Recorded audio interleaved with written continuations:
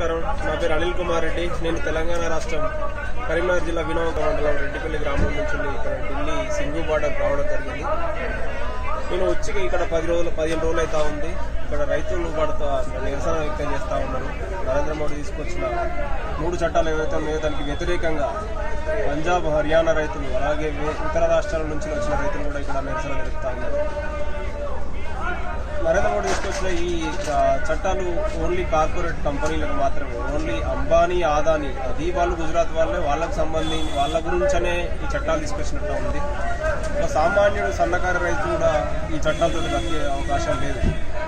దీంట్లో ఈ చట్టాల్లో ఉంది ఏంటంటే, ఒకవేళ సన్నకారు రైతుకు కార్పొరేట్ కంపెనీకి మధ్య వివాదం వస్తే కలెక్టర్ దగ్గరకు పోవాలని ఒక రూల్ ఉన్నది. ఎందుకంటే ఇప్పుడు కార్పొరేట్కి సన్నకారు రైతుకు మధ్యన వివాదం వస్తే కోర్టుకు పోవడానికి దీంట్లో వీలు లేదు. ఓన్లీ కార్పొరేట్కి వీళ్ళకి ఏమైనా ఇబ్బంది అయితే కలెక్టర్ దగ్గరికి పోవాల్సి వస్తుంది. కలెక్టర్ దగ్గరికి పోతే కలెక్టర్ దీన్ని సాల్వ్ చేయగలుగుతారా? ఒక చిన్న సన్నకారు రైతు అక్కడ పోయి మాట్లాడగలుగుతారా? మాట్లాడిన వాళ్ళు పట్టించుకోగలుగుతారా? ఇప్పుడు నేను ఒక ఉదాహరణ చెప్తాను. మా నాన్నగారు చనిపోయి 6 నెలలు అవుతా ఉంది. అయినా మా నాన్నగారు గురించి చనిపోయాడు. చనిపోయిన తర్వాత మా నాన్నగారి కేసుని ఏదైతే వేరే వాళ్ళు డిఆర్ఓ ఫాలో చేస్తూ ఉంటే అతను అనరాని మాటలు, అదేవిధంగా వాళ్ళ డిపార్ట్మెంట్ మంచిది, అన్నీ మా ఇంట్లో ఇబ్బందుల వల్లనే చనిపోయాడని, అదేవిధంగా ఏది అప్పుల బాధ ఉన్నదని చెప్పడం, అదేవిధంగా మా ఇద్దరు కొడుకులు, మేమిద్దరం కొడుకులు, అన్న నేను కలిసి మా నాన్న కలిసి ఎంఆర్ఓ ఆఫీస్ దగ్గర వేసుకుని మాట్లాడుతున్నాం. కలెక్టర్ దగ్గరకు పోయి ఇదే కంప్లైంట్ ఇచ్చినా ఇప్పటికీ 3 నెలలు అవుతుంది, ఎటువంటి స్పందన లేదు.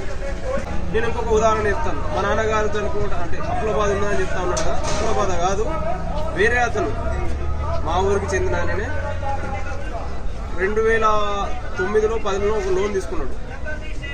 ఇది ప్రభుత్వానికి సంబంధించింది. దానికి షూరిటీ మా నాన్న షూరిటీ సంతకం పెట్టినాడు.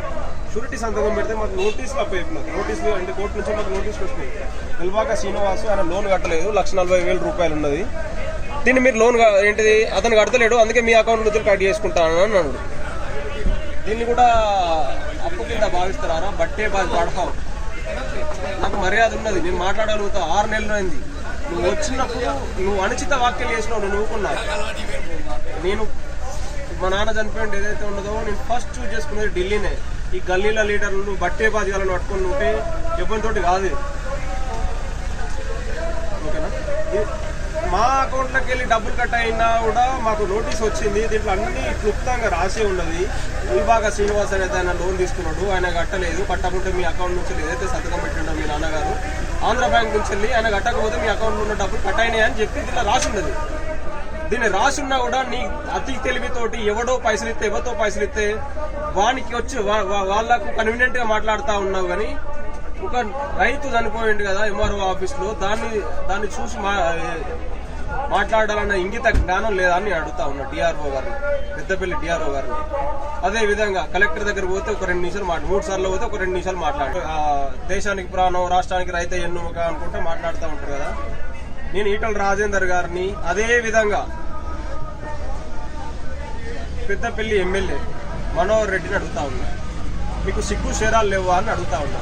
అరే ఓ పొట్టి నాయుడు, నువ్వు రెడ్డిపల్లికి వచ్చి కూడా కనీసానికి వచ్చి పరామర్శించేంత తెలివిలేదు కదరా నీకు విలువ కూడా ఇవ్వాల్సిన అవసరం లేదు.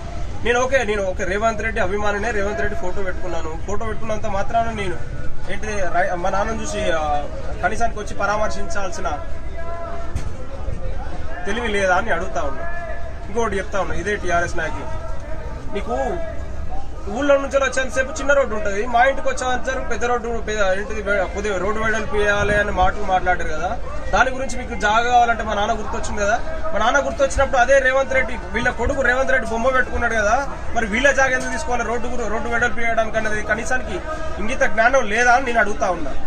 అంటే మీకు అవసరానికి వస్తే ఎవరైనా ఓకే, ఆపదలో ఉంటే మాత్రం రేవంత్ రెడ్డి బొమ్మ పెట్టుకొని తిరుగుతా ఉన్నాడు. రేవంత్ రెడ్డి అభిమాని అయినా కూడా మాకు చీమో నెత్తులు ఉంటుంది. మాకు అన్యాయం జరిగినప్పుడు మీరు ప్రశ్నించాలి.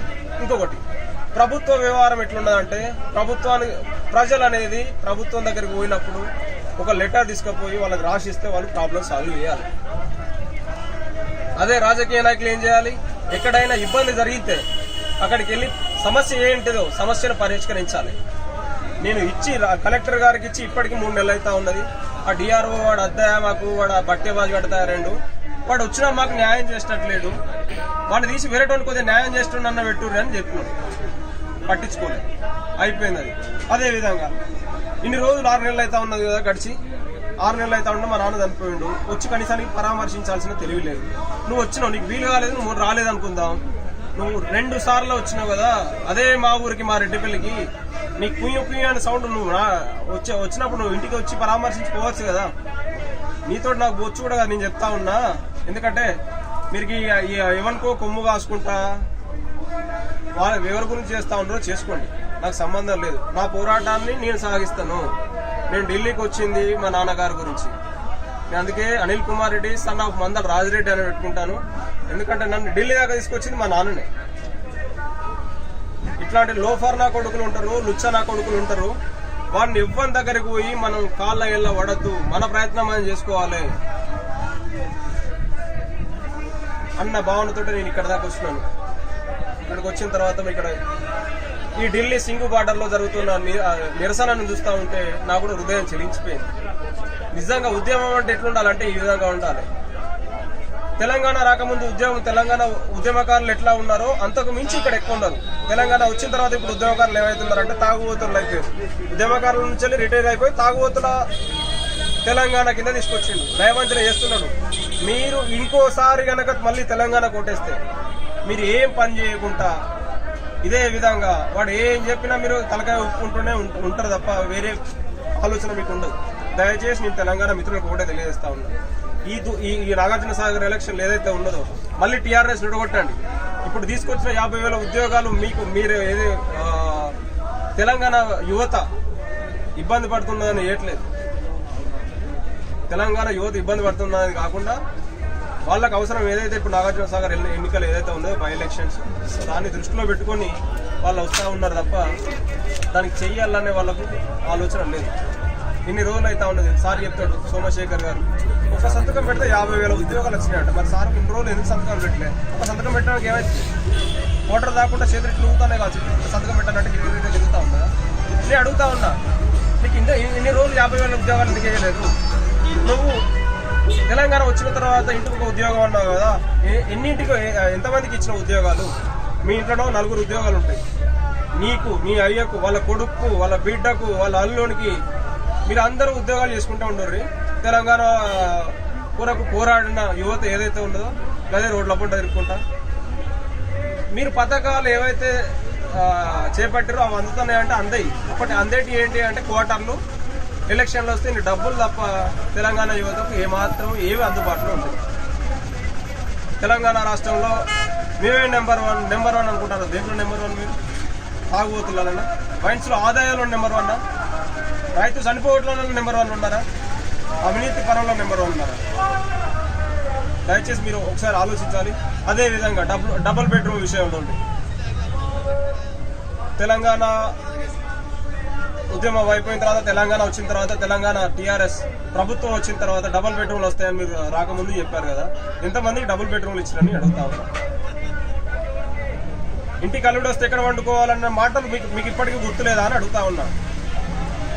అంటే మీరు డబుల్ బెడ్రూమ్ ఇచ్చిన తర్వాతనే వాళ్ళ బిడ్డలు పెళ్లిళ్ళు చేసి పెళ్లిళ్ళు అయిన తర్వాతనే వాళ్ళు అల్లుళ్ళు వచ్చి ఇంటుంటారా? అదే కంబాలాపూర్ కాన్స్టిట్యున్సీలో ఎన్ని డబుల్ బెడ్రూమ్లు అయినా ఎన్ని అయినాయో ఒకసారి చెప్పగలుగుతారా అని అడుగుతా ఉన్నా. మా ఊరు నుంచి ఒక 4 కిలోమీటర్లు పోతే 5-6 సంవత్సరాలు అయితే ఉన్నది. అక్కడ ఉన్న డబుల్ బెడ్రూమ్లు అదే విధంగా ఉన్నాయి. దానికి చలనం లేకుండా ఏంటి ఒక బూత్ బంగ్లా కన్నా పరమ చండాలంగా ఉన్నది. కొండపాక అనే విలేజ్ లోన 5-6 గాలు కట్టిండు, 5-6 గాలను 10 గాలు కట్టిండు. దాన్ని ఒకసారి బూత్ బంగ్లా కన్నా గలీజ్గా ఉన్నది.